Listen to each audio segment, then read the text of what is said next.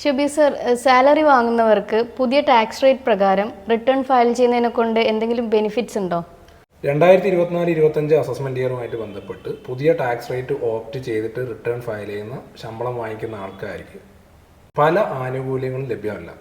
ആകെ കിട്ടുന്ന രണ്ട് ബെനിഫിറ്റ്സ് മാത്രമാണ് നോർമൽ കേസിൽ. ഒന്ന്, അവർക്ക് സ്റ്റാൻഡേർഡ് ഡിഡക്ഷൻ ശമ്പളത്തിൽ നിന്ന് ഒരു 50,000 രൂപ കുറക്കാം. രണ്ടാമത് കുറക്കാൻ പറ്റുന്നത് നാഷണൽ പെൻഷൻ സ്കീമുമായിട്ട് ബന്ധപ്പെട്ടിട്ട് എംപ്ലോയറുടെ കോൺട്രിബ്യൂഷനാണ് കുറക്കാൻ പറ്റുക, 80CCD2 എന്ന് പറയുന്ന വകുപ്പ് പ്രകാരം.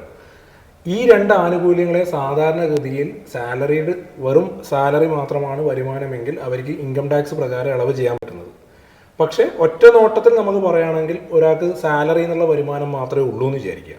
അങ്ങനെയാണെങ്കിൽ അവർക്ക് 7 ലക്ഷം രൂപയിൽ താഴെയാണ് അവരുടെ വാർഷിക വരുമാനമെങ്കിൽ അല്ലെങ്കിൽ സാലറി എങ്കിൽ അവർക്ക് കണ്ണും പൂട്ടി പുതിയ സ്കീം ഓപ്റ്റ് ചെയ്യുന്നതാണ് നല്ലത്. അങ്ങനെയാണെങ്കിൽ അവർക്ക് പ്രത്യേകിച്ച് ടാക്സ് നടക്കാൻ